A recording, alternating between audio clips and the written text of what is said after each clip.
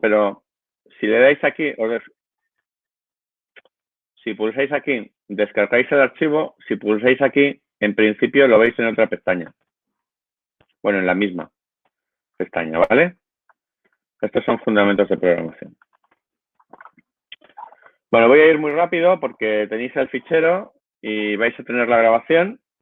Me salto lo que son definiciones y la introducción como tal, ¿vale? Todos sabéis más o menos lo que es esto. Y nos vamos a ir a la parte más propia de lo que es la programación. Hay tres principios que fundamentan lo que es la programación, que es la exactitud, la claridad y la eficiencia. La exactitud se establece porque los lenguajes de programación son códigos.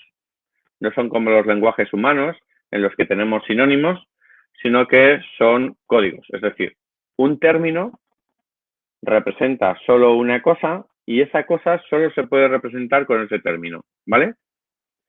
Entonces, bueno, pues la ventaja que tiene trabajar con códigos es que puede ser muy explícito, muy exacto a la hora de establecer todo, los requisitos, las especificaciones, las resoluciones, etcétera. Eso no quita a que para una solución, ¿vale? Se pueda abordar desde distintos puntos de vista y se puedan hacer programaciones distintas, ¿vale? Ahí tenemos, pues por ejemplo, el mejor ejemplo lo tenemos en los sistemas Linux frente a Unix, ¿no? Unix y Linux tienen los mismos comandos del sistema operativo, exactamente los mismos, se escriben exactamente igual, hacen exactamente la misma función, pero están programados de distinta forma, ¿vale? Bueno, la claridad, pues está muy claro. Es decir, interesa que lo que hagamos sea fácilmente legible, sea fácilmente entendible, ¿vale? ¿Eso cómo se consigue? Pues algo que es complejo, dividirlo en partes más simples, por un lado, y por otro lado, digamos, intentar, ¿vale? Que los comentarios sean suficientes como para que no se requiera de un análisis exhaustivo del código para el entendimiento del programa, ¿vale? Entonces, por un lado, puedes dividir un problema gordo en problemas sencillitos y por otro lado, completas la claridad con los comentarios que pones al programa. Un comentario no es nada más que una parte de texto, ¿vale? Que no se ejecuta. Simplemente sirve para aclarar el código que tienes. Y por último, la eficiencia. La eficiencia en informática, en programación, se mide en base a dos criterios, normalmente. El primero es el tiempo que tarda en ejecutarse una acción, en fin, ¿vale? Y el otro es la capacidad de memoria que requiere esa tarea o ese trabajo. Yo puedo hacer un programa que ocupa muy poquito, pero que tarda bastante. Puedo hacer un programa que tarda muy poco, pero ocupa mucha memoria. Y puedo establecer un compromiso entre tiempo y memoria, ¿vale? Para trabajar. Si habéis trabajado con programas gráficos tipo AutoCAD, bueno, el nuevo BIM de Autodesk, que es el que se utiliza en edificación actualmente. Bueno, pues ese, si no recuerdo mal, requiere ordenadores que al menos tengan 16 GB de RAM. Es decir, pero hace 6 años requerían ordenadores que tuvieran por lo menos 16 GB de RAM. Hace 6 años, gente que tuviera un ordenador con 16 GB de RAM, pues no era normal, ¿vale? Entonces, por eso quiero decir que muchas veces para hacer una acción, bueno, pues se tiene que establecer un compromiso. Si tú quieres un programa específico muy concreto, pues a veces te piden pues unos requisitos que o bien en memoria o bien en tiempo se van, ¿vale? Bien, vamos a definir lo que es algoritmo, lo que es pseudocódigo y diagrama de flujo. Un diagrama de flujo es una representación gráfica de una secuencia lógica, ¿vale? Para resolver un problema. Ahora veremos tipos de diagramas de flujo. Un algoritmo es la descripción escrita en lenguaje materno o paterno o como queréis llamarlo, en este caso pues sería en castellano, ¿vale?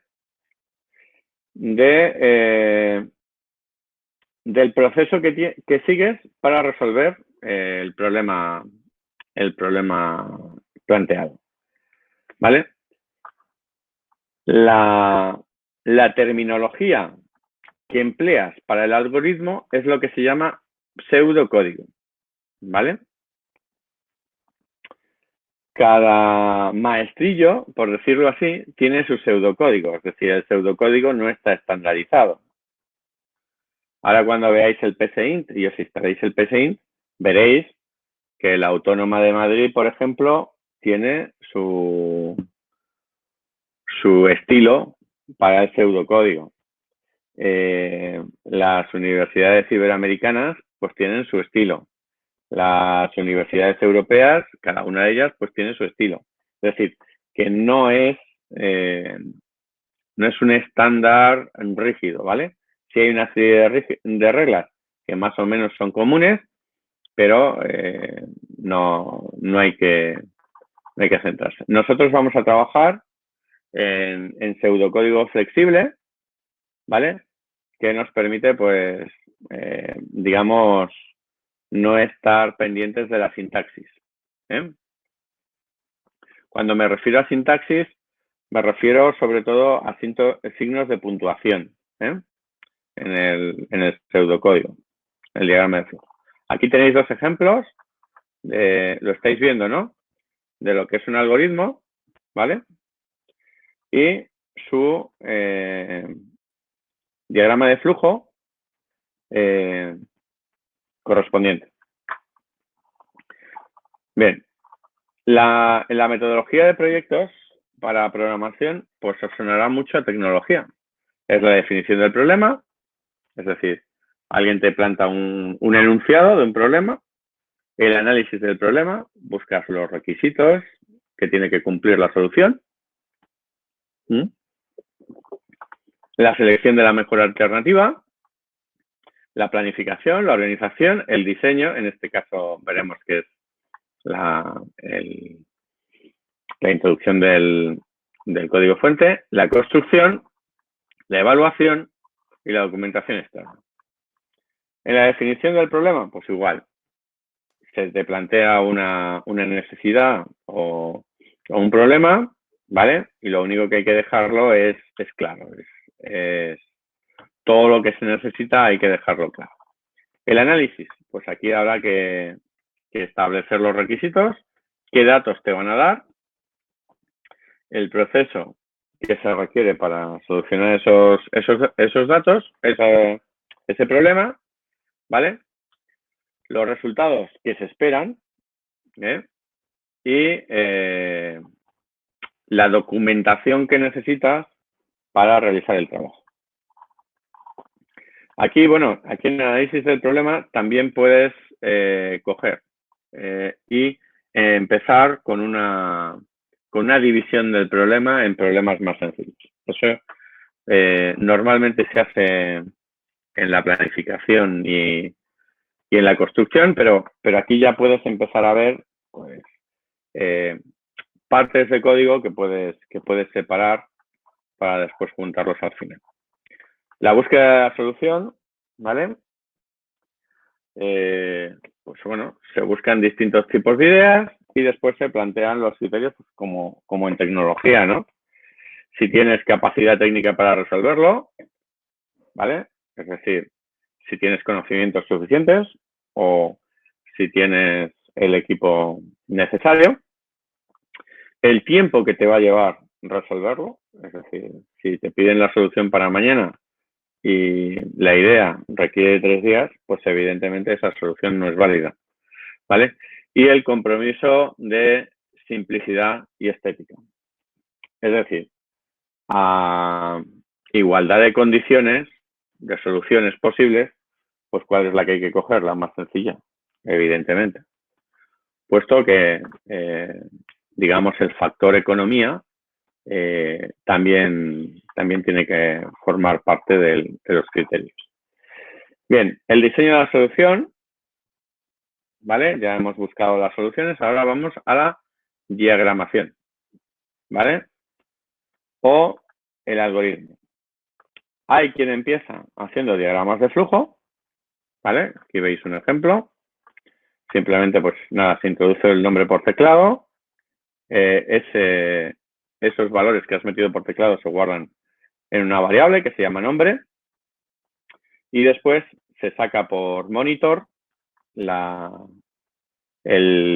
digamos así, hola nombre. El hola y lo que habías dicho en nombre, ¿no? Este sería un algoritmo secuencial total. ¿Qué es lo que se hace cuando se hace un algoritmo o un diagrama de flujo? Se hace una prueba de escritorio. ¿Qué es una prueba de escritorio? Pues en términos matemáticos, cuando tú haces una ecuación paramétrica, es decir, con letras y no con números, siempre haces un ejemplo para ver si cumple lo que has puesto o no. Es decir, imaginaos que yo quiero sacar el volumen de una figura compuesta por una semiesfera y un cilindro, ¿vale?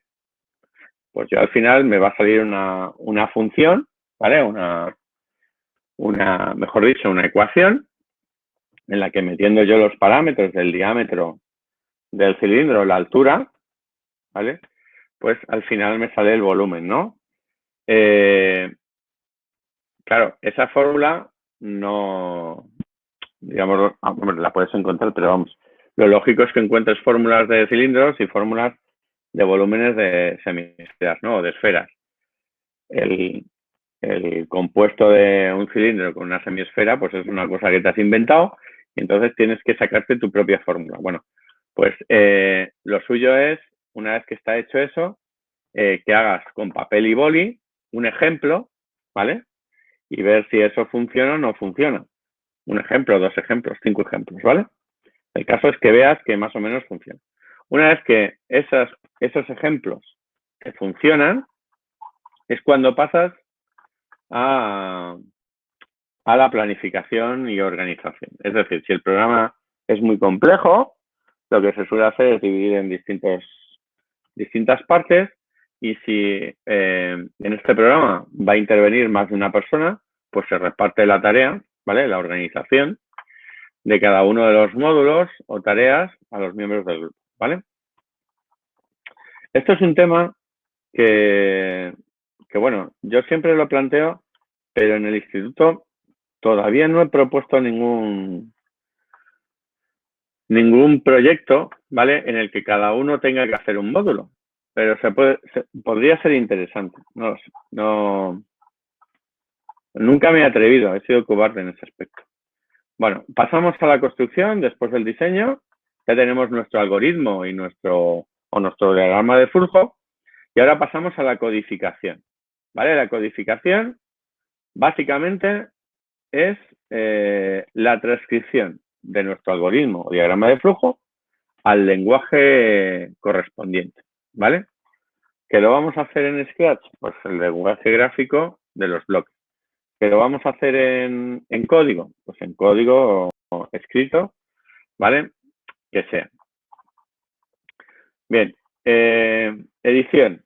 Bueno, a medida que vas haciendo el programa, pues te vas dando cuenta, pues hombre, esto lo podría hacer de otra forma, que el algoritmo pues tiene mejoras, ¿vale? Entonces eso es lo que sería la edición. Y por último, en función del lenguaje que he empleado, ¿vale? Pues se puede necesitar la compilación. Bien, en En entorno Windows, por ejemplo, los archivos o los ficheros ejecutables, que se entienden como programas o aplicaciones, son los que tienen extensión, por ejemplo, exe o com. Hay varios, pero algunos más, pero los más comunes son estos dos. Bien, estos ficheros están hechos en lenguaje máquina, ¿vale? Y de manera que los puede entender el sistema operativo Windows. Es decir, la compilación de un lenguaje se hace para un tipo de máquina y para un tipo de sistema operativo. Cuando va a emplear un sistema operativo concreto. En máquinas pequeñas no es así. Es decir, en máquinas pequeñas, si hablamos de Arduino, por ejemplo, tú compilas para la máquina. ¿Por qué? Pues porque Arduino no tiene sistema operativo. Entonces, simplemente compilas para el microcontrolador. Pero en aquellos ordenadores donde hay sistema operativo, lo lógico es que no vayas aparte del sistema operativo, sino que trabajes para él, ¿vale? Y entonces se compila para él. De tal manera que un programa .exe funcionará en Windows, pero no funcionará de forma nativa ni en Mac ni en Linux. Hay emuladores que te permiten hacerlos funcionar, pero no es de forma nativa, ¿vale? Igual, un programa de Linux no va a funcionar en Windows. Volvemos a decir, ahora el Windows 10 trae un emulador de Ubuntu, ¿vale? Muy limitado, pero en principio no funciona de forma nativa. Igual con Mac, es decir, la mayoría de los programas de Linux no funcionan en Mac. Y lo que sí os puedo asegurar es que ningún programa de Mac funciona ni con Linux ni con Windows en principio, ¿vale? De forma nativa. Por lo tanto, yo voy a tener aquí en la parte de codificación, voy a tener código fuente, que es la parte que yo introduzco en el lenguaje concreto, y voy a tener un programa compilado, ¿vale? Que es el que va a entender el sistema operativo. Bien, una vez que ya hemos hecho el programa, pasamos a la evaluación. Mientras estamos haciendo el programa, la aplicación, tiene la consideración de fichero alfa, es decir, sin terminar. Una vez que terminamos lo que es la programación del fichero, pasa a la parte de evaluación, de testeo. Es cuando decimos que un programa o una aplicación está beta, ¿vale? En beta. ¿Eso qué quiere decir? Pues que lo tienen para comprobar si todo funciona, si hay partes que no funcionan, ¿vale? Qué errores se ocasionan, etcétera. Una vez que se ha probado suficientemente, ese programa pasa de ser una versión beta a ser una versión definitiva, ¿vale? Pueden ocurrir errores o que salgan errores después de haber pasado a la versión definitiva, pues porque hay veces que los programas son tan sumamente complejos o tienen tantas cosas que el tiempo que se le ha dedicado al beta, pues no han salido esos errores y bueno, pero vamos, por regla general, los beta pueden ser inestables dependiendo de la versión que tengas y las versiones definitivas, pues en principio, para el uso general, es estable. Bien. Los programas informáticos requieren una documentación externa. Si nosotros hacíamos una memoria del proyecto en tecnología, aquí lo que se hace son una memoria del proyecto, ¿vale? En el que está, por un lado, el enunciado del programa, el diagrama de flujo, la descripción de la solución, la relación de las variables, el listado de la última compilación, los resultados de ejecución y después lo que hemos dicho antes, el manual de usuario, es decir, cómo se utiliza ese programa, ¿vale? Bueno, lo único que podría entrar en la oposición es la programación estructurada. Podría entrar alguna pregunta de programación orientada a objetos o orientada a eventos, pero tendrían que hacer preguntas cortas. Como eso no creo que ocurra en la parte práctica, ¿vale? Pues podría entrar la programación estructurada. Bien, la programación estructurada es lo que denominamos la programación clásica.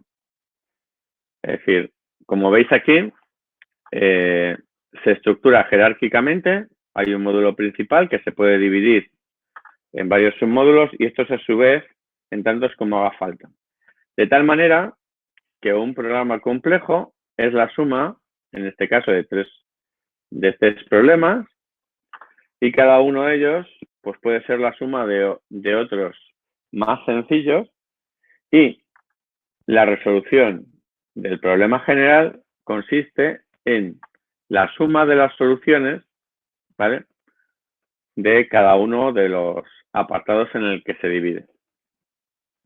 Bien, se dice entonces que es una programación estructurada modular, porque se hace por módulos, descendente, ¿vale? Porque cuanto más abajo llegues, más sencillo es la solución y el problema a resolver. Bien, ¿esto qué ventajas tiene? Si os fijáis, si os acordáis de los tres parámetros que tenía que tener un programa, que era exactitud, claridad y eficiencia, al establecer una estructura jerárquica, modular, los programas son más fáciles de entender, ¿vale? Hay reducción en el esfuerzo de las pruebas, es decir, tú puedes separar trozos de código, ¿vale? Puedes resolver cada módulo, hacer una prueba de escritorio de cada módulo por separado, ¿vale? Y no del global, ¿vale? Lo cual significa que al hacer cosas sencillas, pues puedes revisar qué es lo que te puede fallar y lo que no. Además de ser programas más fáciles de entender, suelen ser programas más sencillos y rápidos, ¿vale? Y al ser más claros, también facilitan la documentación interna, ¿vale? Bien. ¿Qué tipos de sentencias hay en los programas estructurados?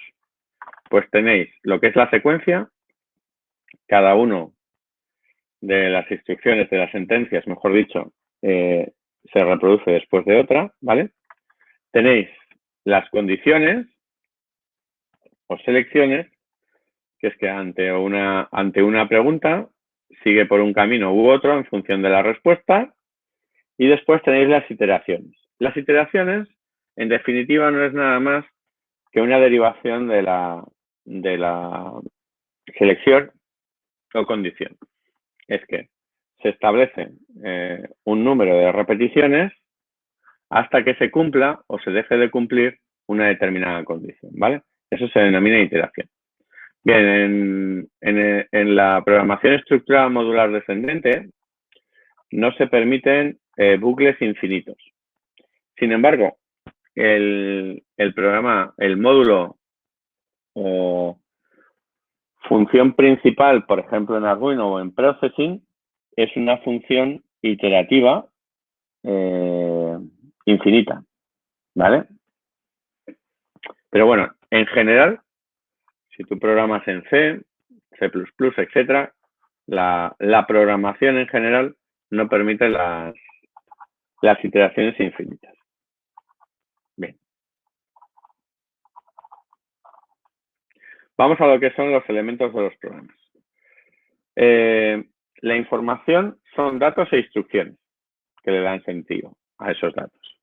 Luego, por lo tanto, vamos a tener en los programas una parte que son cómo guardamos los datos, cómo manejamos los datos, y después otra parte que van a ser las instrucciones o sentencias, ¿vale? Los datos se pueden almacenar en lo que se denominan variables. Y estas variables pueden ser numéricas. Si son booleanas, es 0, 1, verdadero o falso.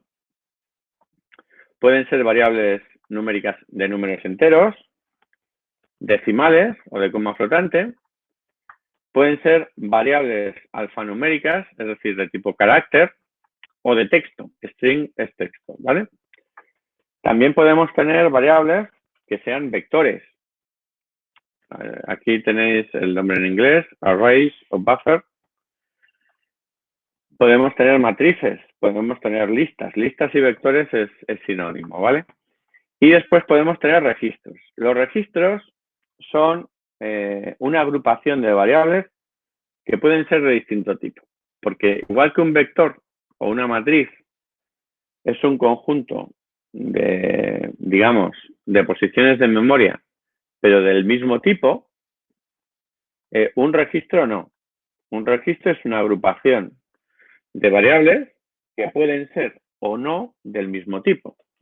Un registro, por ejemplo, se llaman registros porque se utilizan sobre todo en bases de datos y quieres registrar alumnos.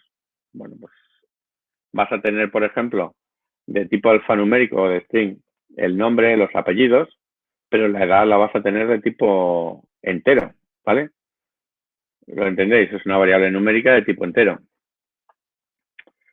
Sí, ese tipo de cosas. Ya hemos visto tipos de variables. Instrucciones.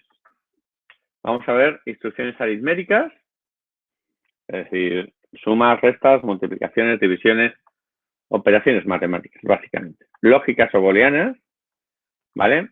Donde se establecen condiciones pues en la que se cumplen uno y otro otra condición, o que se cumplen una u otra condición, en la que se puedan hacer complementos de condiciones, etcétera, ¿vale? Tenemos operaciones de transferencia.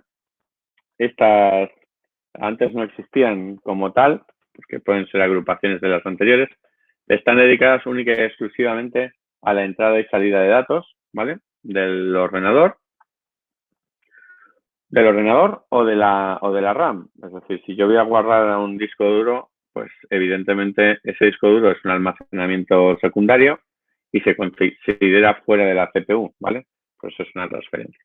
Y de salto, es decir, yo puedo establecer en mi programa instrucciones que me vayan a otra parte del programa saltándose la secuencia natural, ¿vale? La secuencia natural es lo que habíamos visto aquí. Una cosa se hace después de otra. Bien, módulos o procedimientos, ¿vale? Son porciones de código. Básicamente son porciones de código. Y en ellos yo le puedo pasar una serie de datos a esa porción de código y eso se le llama argumentos. Es decir, cuando yo le doy una serie de datos al módulo o al procedimiento, le estoy pasando unos argumentos para que trabaje con ellos y me dé una respuesta o resultado, ¿vale? De la función. Bien. Algoritmos básicos. Ya vamos a pasar a lo que es propiamente dicho las prácticas de algoritmos, que es lo que vamos a hacer en la clase. Entonces vamos a ver estos 5 hoy, los vamos a hacer en directo y después, si nos da tiempo, pues os mandaré 3 o 4 más para que resolváis vosotros por vuestra cuenta, practiquéis, ¿vale? Son todo algoritmos y diagramas de flujo. Hay que hacer las dos cosas. El primero es el intercambio de dos valores guardados en senda variables. Es decir, yo tengo un valor en una variable A, tengo otro en una variable B y quiero que lo que hay en A pase a B y lo que hay en B pase a A. ¿Vale? Bueno, pues aquí vamos a ver lo que hay. Aquí lo tenéis. En este ejemplo vamos a establecer que en A voy a guardar el número 2 y en B voy a guardar el 5. Y queremos intercambiar los valores que se nos plantea. ¿Vale? El problema siguiente. Bien, voy a arrancar el psint.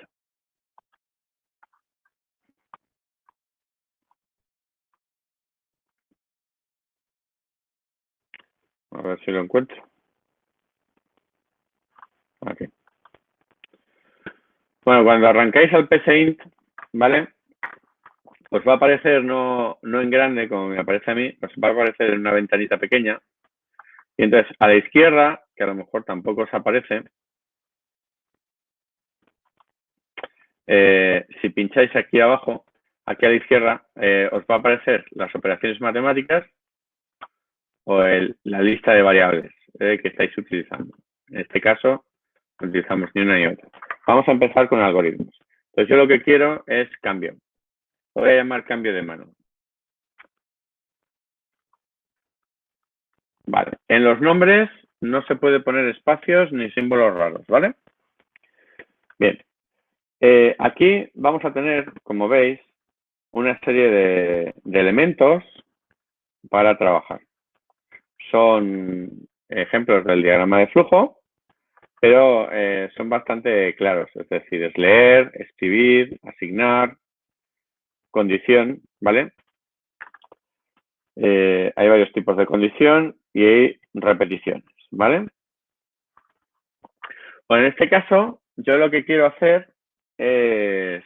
Un segundín, que vaya... A ver.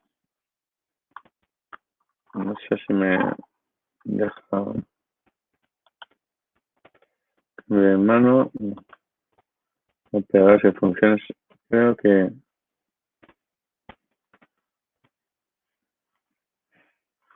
Bueno, en el caso. Vamos a empezar a trabajar. Entonces, lo primero que hacemos es asignar a una variable un número.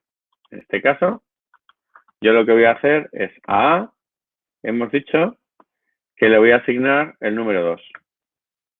¿Vale? Lo voy a repetir para que veáis cómo se hace. Asignar. A ver, es que aquí en Mac no me deja. A ver cómo sale esto. Aquí. La variable. Bueno, es que no me deja. B. Ponéis menor que y una rayita y os sale igual. En Windows no da este problema, ¿eh? Es en Mac. Bien. Lo primero que se nos ocurriría es decirle que voy a ponerle lo de B en A y lo de A en B, ¿vale? Pues voy a poner en A lo que hay en B y voy a poner en B lo que hay en A. ¿Sí? Vamos a ver cómo funciona esto. Mira. Javier, perdona, pero nosotros ponemos menor igual en Windows. No, menor igual no, menor guión. Menor guión, vale. Menor guión. Pero vamos, a ti te funciona, el este de asignar funciona. Es en Mac, que la versión esta no va bien, ¿vale? La flechita no me funciona, ¿vale? A vosotros sí os va a funcionar. Bueno, ¿queréis que hagamos un breve receso y vais instalando el PCInt? El año pasado una clase tuya creo que lo instalamos alguno, me parece, en la academia. Vale, el resto, ¿queréis instalarlo y así me vais siguiendo? Sí, yo lo tengo igual. Sí, vale. Vale, pues entonces dejo de grabar